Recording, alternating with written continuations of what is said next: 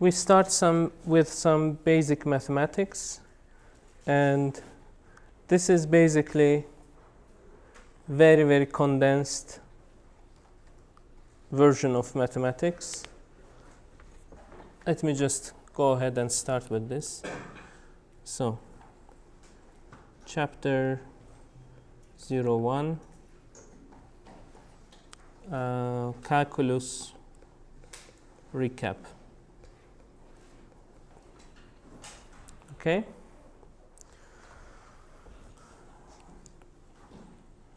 So, fundamental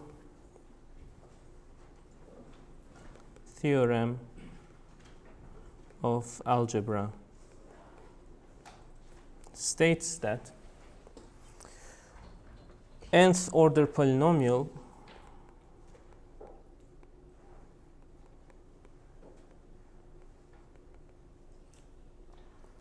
has n roots.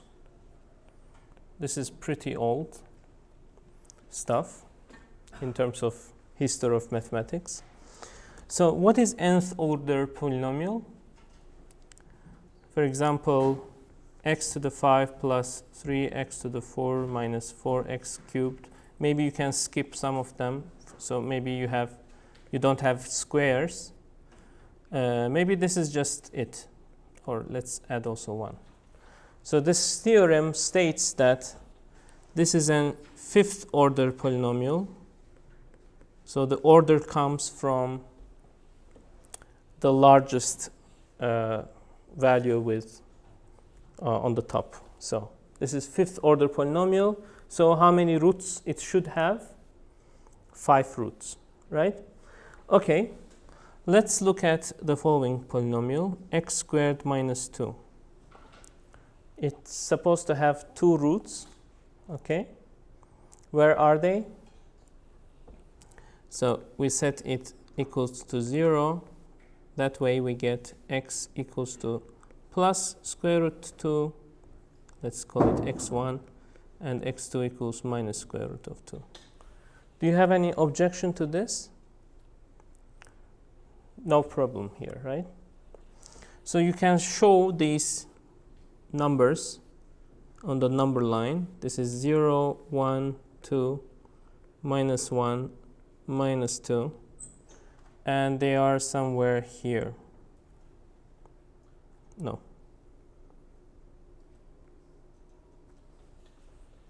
Do you agree? Yes? Now let's try finding this one. This also should have 2 roots. Where are they on the real axis? We can't find them, right? So we have to imagine imaginary numbers, or you can think of it in 2 ways. I am on the second way. The first way is that you invent mathematics, okay? You say let there be imaginary numbers and they start existing. The other one is discovering mathematics. So I'm on the second part. Complex numbers were there, you just discovered them, okay? So far so good. Do you have any comments on this topic? Okay, so this one, to figure out where this is, we need to invent imaginary numbers. So we define I to be square root of minus 1, right? And once you define it, it's x1 equals to plus square root 2i, and x2 equals to minus square root 2i. Okay? Where are they? So since imaginary numbers doesn't have any projection on the real axis, we can represent them as a 2-dimensional complex plane. Here you have real numbers, here you have imaginary numbers, and the roots are here. right? Let's say this is I, 2I, minus I, minus 2I, and this is 1, 2, 3. This is minus 1, minus 2, minus 3. Okay? Any questions? No? So far pretty boring, I'm guessing, right? So let's continue. Whenever you have questions, please don't hesitate to ask them. Let's talk about general complex number.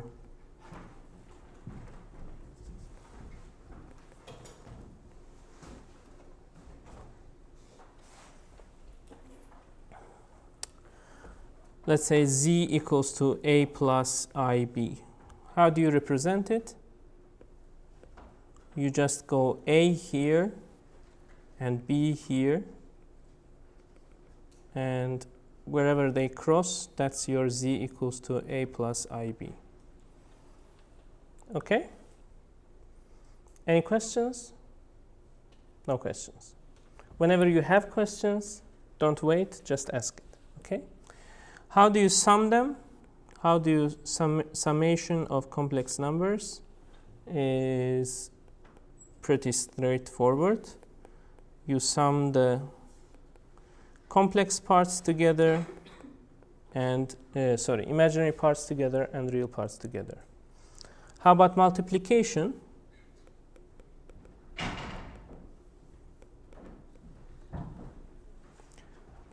One plus 2i times 3 minus 4i. Can someone tell me how to do this? Anyone? Can you? Yes. Yes? Go ahead. I can multiply 1 with 3. Very good. 3. Yes, and then with minus 4i. Yes, 3 minus 4i. Yes, and then plus 6i. 6i. Now the tricky part. Minus 8. 8 I squared. That means plus 8. That means plus 8, yes. This is a typical thing that will happen. There is cancer, and then there is this. Like, I don't know which one will be cured first. But yeah. Minus 1. So what do you get? 11 plus 2i, right? Very good. Very, very good. I know it's boring, but we have to go over this so that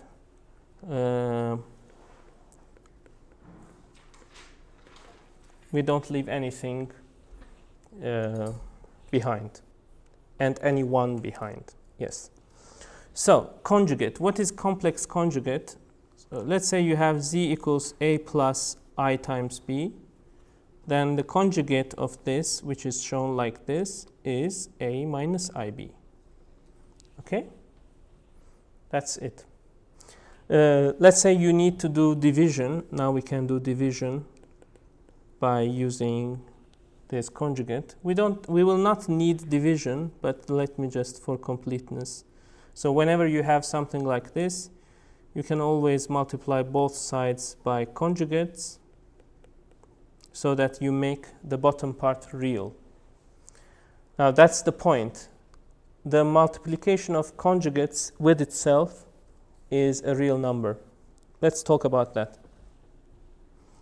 So z equals, we already know what is z and z star are. So let's do z times z star. Let's see what we get. We have a plus ib times a minus ib. So this gives us a squared from this, right?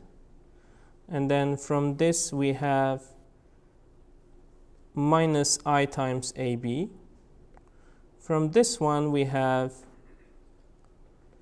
plus I times BA. And finally we have plus B squared. So this takes out this, okay? And you get a squared plus b squared. Okay? So multiplication of a number with its conjugate gives you a real number. Any questions? No questions.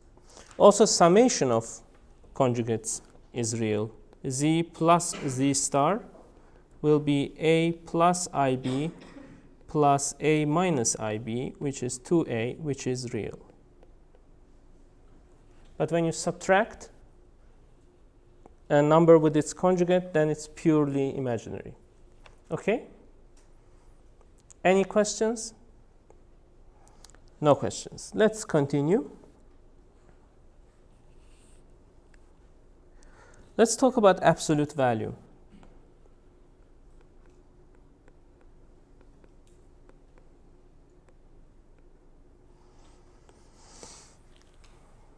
So this is how we show absolute value. And this is basically square root of Z star Z. Z star times Z will give you absolute value, which is basically square root of A squared plus B squared.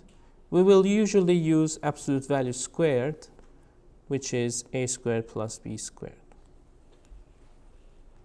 Okay? So let me ask you, can you give some solutions to this problem? Absolute value of Z is equal to 1. Any solutions that you would like to propose for Z? Yes, but wait. It's a circle, yes. So you do know some stuff, but maybe those who forgot maybe are thinking about 1, minus 1, etc., right? But actually, in fact, it has infinite number of solutions, okay? And to understand why it has infinite number of solutions, we need to go to polar representation. Now it starts to become interesting, okay? Polar representation. Now you will start seeing some geometry here in the complex numbers. Polar representation. So how do you represent a complex number? Yet another way of doing it is not to give x and y axis of the real and imaginary parts, but instead you give the absolute value and the angle. So this r and theta. Okay?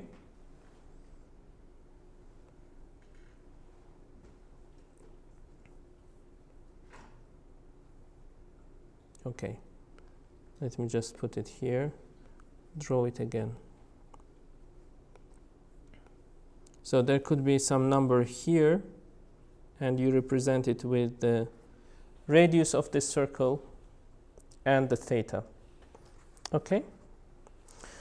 So what does it mean? It means that that complex number is r times cosine theta. Do you agree? So let's say since this is r, this will be r cosine theta. Do you have any objection to that? Do you remember? Yes? And this one is r times sine theta. So z is actually r times cosine theta plus I times r times sine theta. Now, who got detached already from the course? No one, right? Whenever it starts shaking and you feel like you are detaching from the rocket, just let me know, okay? We are taking it easy. Now, okay. I hope you have, some of you at least, have $1 billion in your bank account, because you are about to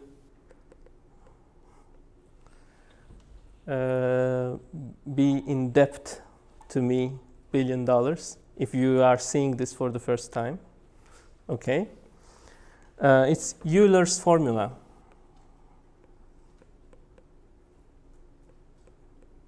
There are a bunch of Euler's formula. This one is the most famous one.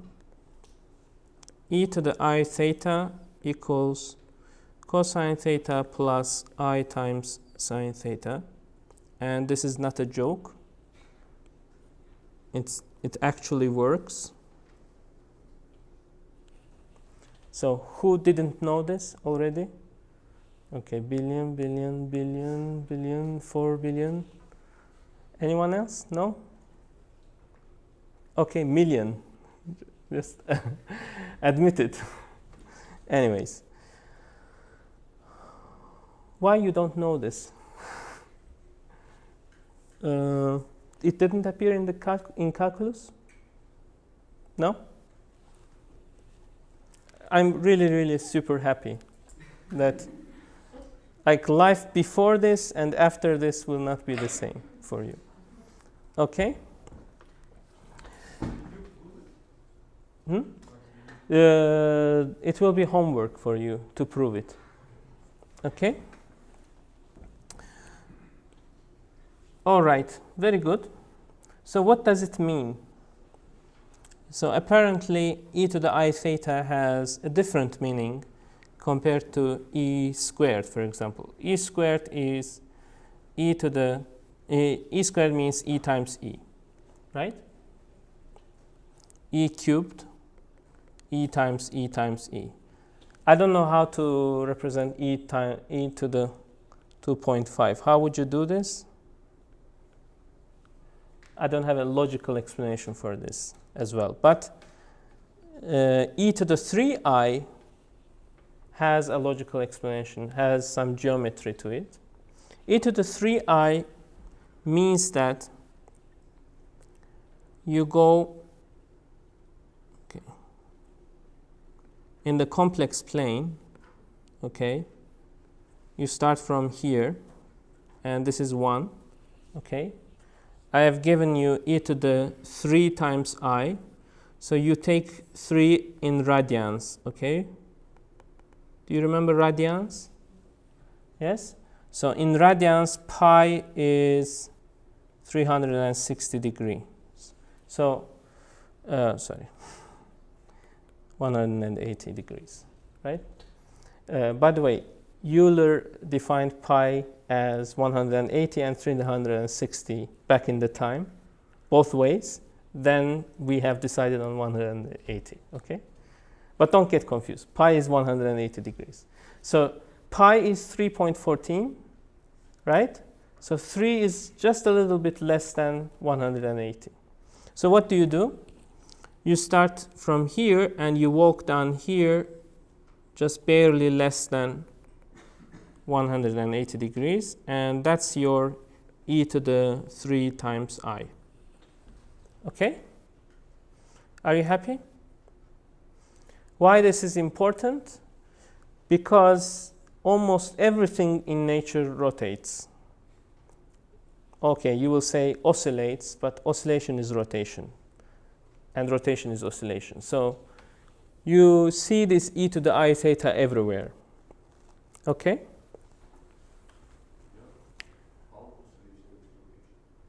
Very good question. How oscillation is rotation? Thank you very much. So let's say you have a rotation, right? Something is rotating.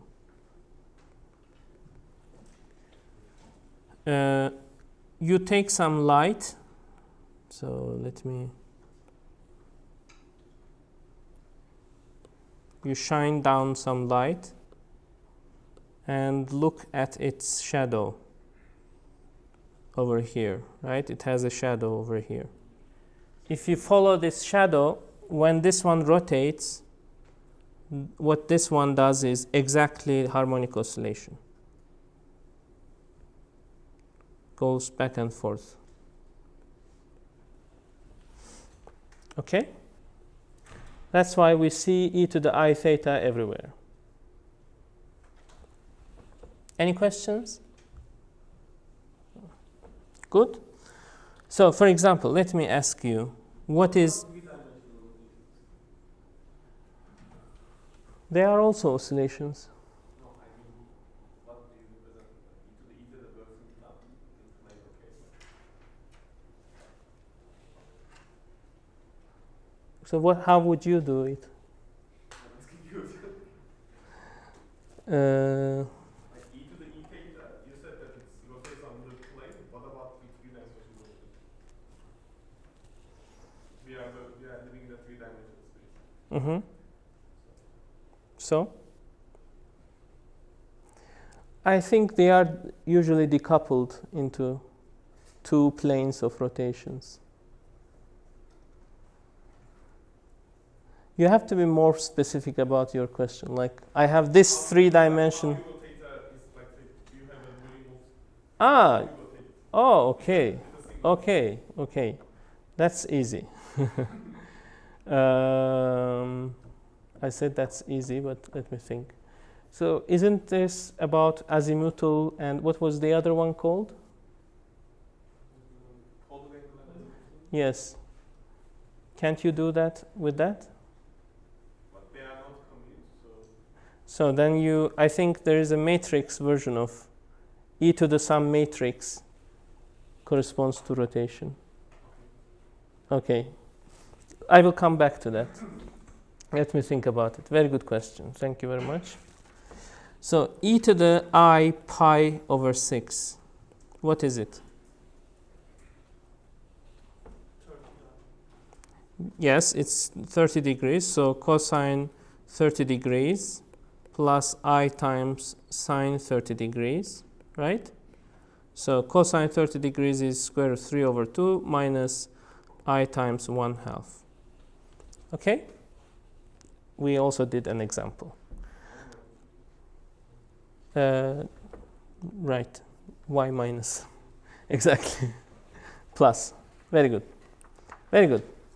So now multiplication is a bit easier because let's remember that whenever you have a to the power of x times a to the power of y, you can write it as a to the power of x plus y, right? So if you have two complex numbers, let's say z1, which is r1 times e to the I theta 1, and z2, which is r2 times e to the I theta 2, then z, which is z1 times z2, can be written as r1 times r2 times e to the I theta 1 plus theta 2. Okay, do you see? We did the multiplication very easily. It also comes with some meaning. So let's say z1 is just some number r1 e to the I theta 1, but z2 is just simply e to the I theta 2. So what happens to z1 when you multiply it with e to the I theta 2? So z1 was here, right? It was theta 1.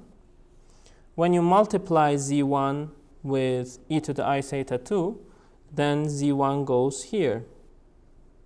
So z1 times e to the I theta 2 is over here, and it rotated by an angle theta 2.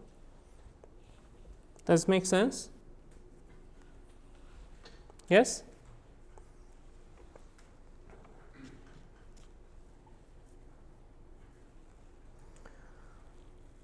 Okay. Let's calculate e to the I pi.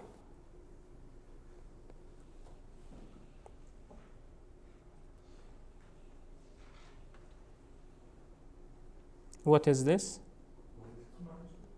Minus 1, yes. Cosine 180 degrees plus I times sine 180 degrees. And this one is 0, this one is 1, minus 1. So e to the I pi equals minus 1. This is this famous formula that everybody loves. Because it's like okay, it's no, I like it this way because you know, we started with 1, 2, 3, 4, and then we discovered negative numbers. So negative numbers are here. Then we discovered pi. Pi is here. Then we discovered complex numbers. I is here. E is here. It's like college reunion for the most important mathematical discoveries. Good. So now let me make my point why I was starting with fundamental theorem of algebra. How about this one? X cubed minus 1. How many roots it's supposed to have? 3 roots. Can you give me one of them? 1. x1 equals to 1. Where are the other 2? Right? Do you see the point here, the question? So to find the other 2, let's realize that e to the I 2 pi is 1. Do you agree with this? Because it's cosine 2 pi. So you rotate once, you come back. Sine is 0, cosine is 1, plus I sine 2 pi equals to 1. How about e to the I 4 pi? Also 1. E to the I 6 pi, also 1. Do you agree? So if e to the I, if you go with this one, equals x cubed, then x is e to the I times 2 pi over 3. Do you see it? That's not our x1, that's x2. x3 is e to the I 4 pi over 3, and x1 is e to the I 6 pi over 3, which is e to the I 2 pi, which is 1. Okay? So in the complex plane, this equation has 3 roots, and they are located in the complex plane. One over here, another one over here, and another one over here. Okay? Do you have any questions? Comments? Ideas? No? Good. So also we discussed z absolute value equals to 1 to have infinite solutions, infinite number of solutions. Now we can understand why this is the case, because you basically can write any e to the I theta absolute value, and it will be cosine squared theta plus sine squared theta. It will be 1. So any point in the unit circle on the complex plane, the absolute value of any of those points is 1. So it can be any theta. Okay? Hence, it has infinite number of solutions. So far, so good. Now, why we bothered ourselves with complex numbers? Because Schrödinger's equation has this wave function, which is a complex valued function, and we will deal with complex numbers a lot.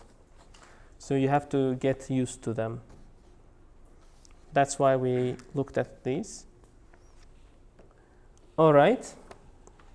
Any questions? No? So let me talk about functions. Which functions are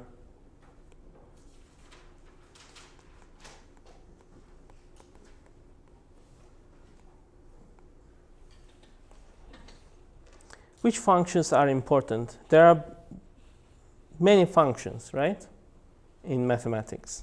But what the functions that we care about are these ones. E to the x, e to the ix, which I discussed, sine x, cosine x, x to the n, and ln x. I'm just writing this down so that you know that there is nothing else that you need to know. Okay, these ones are fine. But what do you need to know about them? You need to know how they behave. If you plot them, how they look. Okay. Also, by the way, do you know what E is? E is a number, right? 2.71 something. And pi is 3.14 something. Okay. You need to know the derivatives, the integrals of these functions. Only these functions, not all the functions in the universe. Okay. So what is the derivative of e to the x?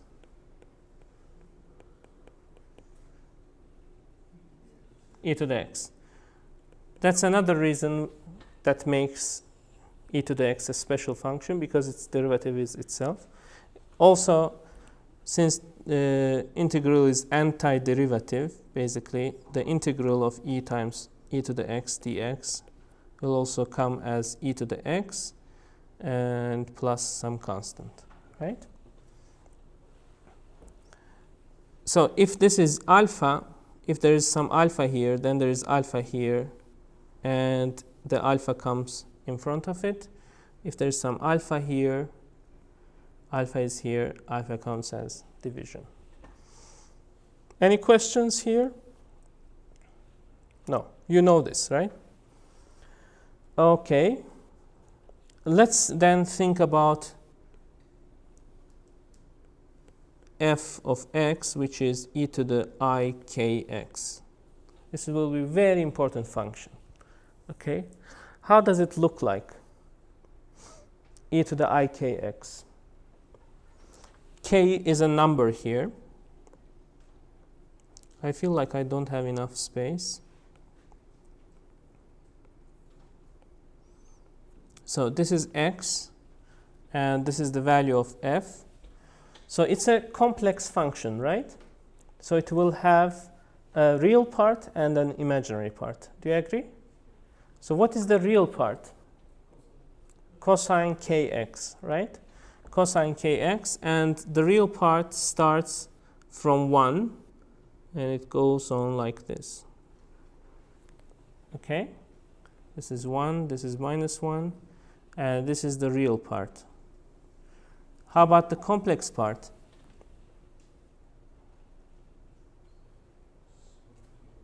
Sine kx, and it goes on like this.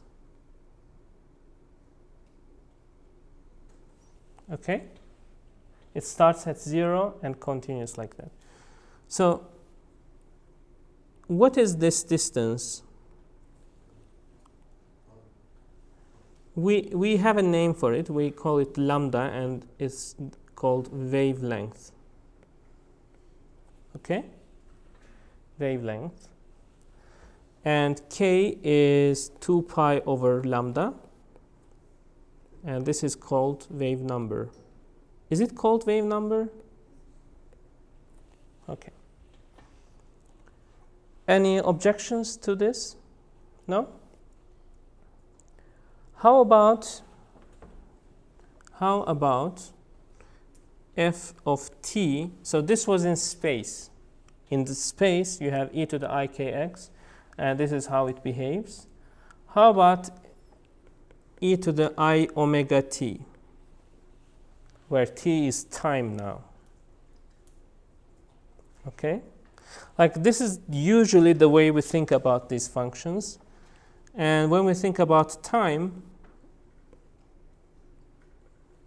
we usually think about something that rotates. Something that rotates. And the angular frequency of this rotation is omega.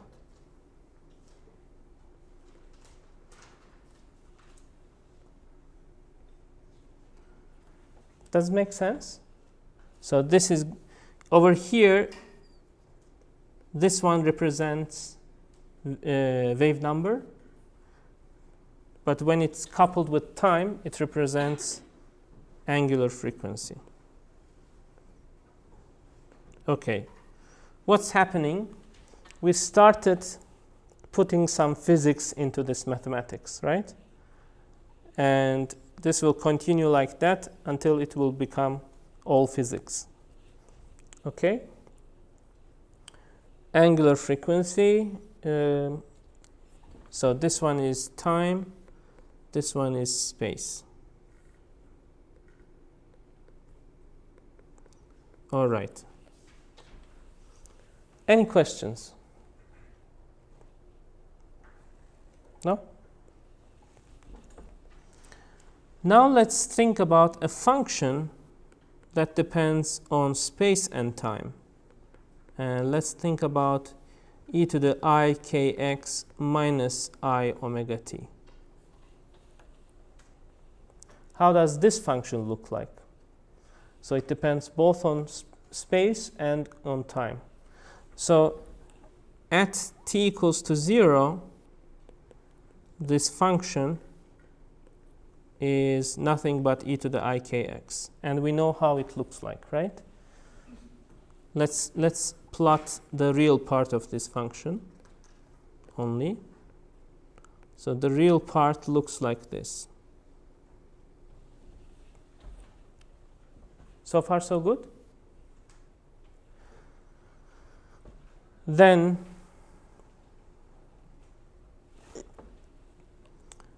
how does it look like after time delta t? Let's say at t equals delta t, then this function now looks like this: e to the I kx minus omega I omega delta t. Let's ask this question. This function over here, let me use some colors. So this one is the red one. Okay. This one is the green one.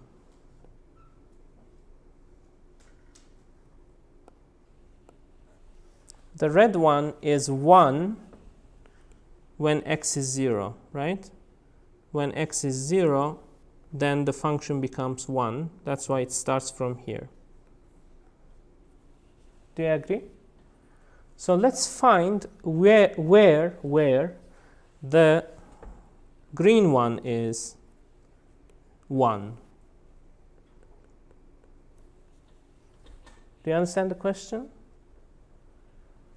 We have found where the red function is 1, and it's right at the beginning. Where is green function 1? Where does it take the value of 1? We need to make this part 0, right? E to the 0 is 1. So k, let's call it k delta x, must be equal to omega delta t. Right? So this delta x is omega over k times delta t. So it has shifted, the function has shifted over here, and the velocity of this function is delta x over delta t, velocity, which is omega over k. Okay? We have a name for this velocity. It's called phase velocity.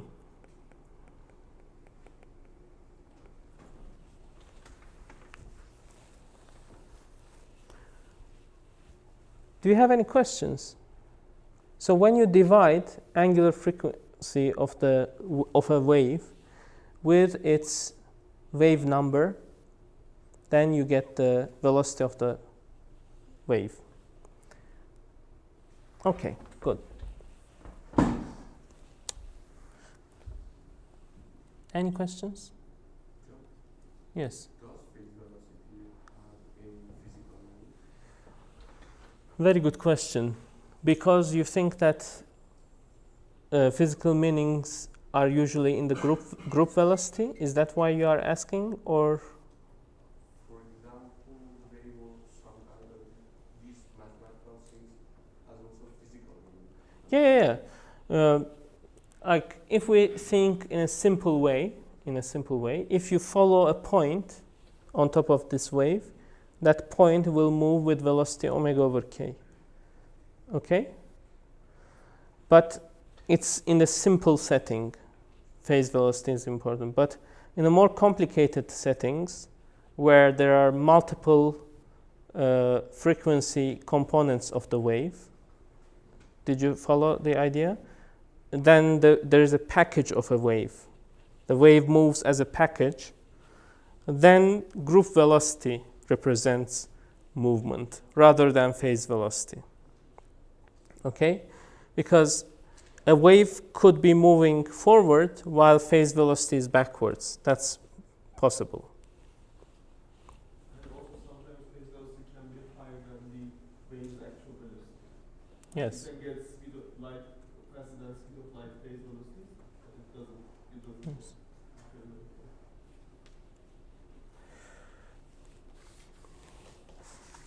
Is that how you get Cherenkov radiation? It's a different kind of story. Okay. Okay. Good. So I want to talk about sines and cosines, but you are sleeping. So should I still talk about them for completeness, or do you already know them? So for example, does everyone know what happens to sine kx when you take the derivative?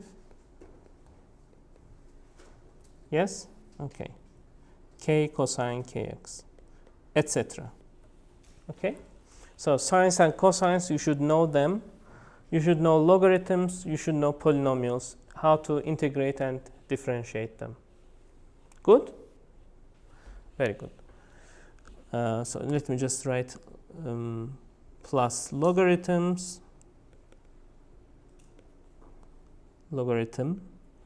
plus polynomials. You should know all this. Then, assuming that you know all this, let's start talking about first order differential equations.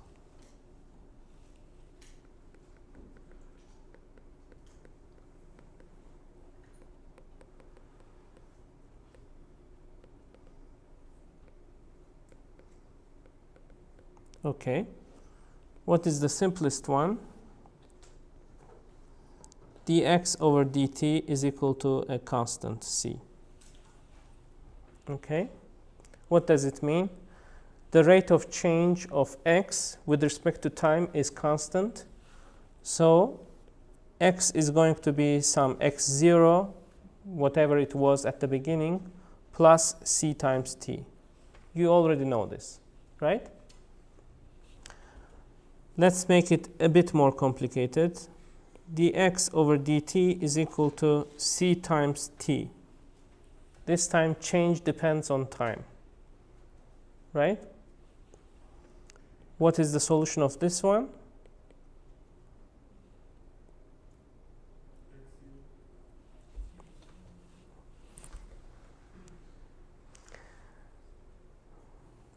Comes back. What is the solution of that one? Yes, don't hesitate, just go ahead. Ct squared over 2. Do I need to explain this? No? Good.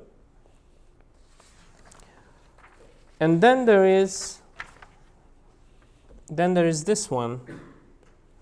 Dx over dt equals cx. Do you see the difference between ct and cx? This one actually depends on the value of x, not the time. Okay? Then this one can be, let me actually solve it, c dt.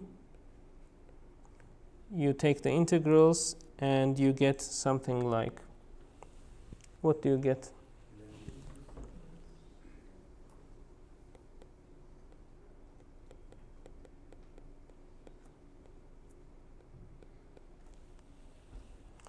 Do you agree? When you take the integrals, this is what you are going to get. Okay, so it has an exponential solution. It could be exponential growth or exponential decay. And this already explains many natural phenomena. You see, nature likes to give the answer in terms of the system itself. Okay, what's going to happen to this system? You ask nature, and nature tells you, why don't you look at the system, where it is, what it is doing? So some systems are like that. For example, population growth. How many rabbits are there going to be next year? Why don't you look at the number of rabbits today? Okay, they are going to reproduce and exponential growth. Same with the radioactive decay, right? How many neutrons am I going to get from out of this radioactive material? How many fissile stuff do you have right now? Something like that. And also capacitor charging, discharging can be described by this, right? First order differential equation. You should definitely know this, okay? You must know this to understand this question. All right.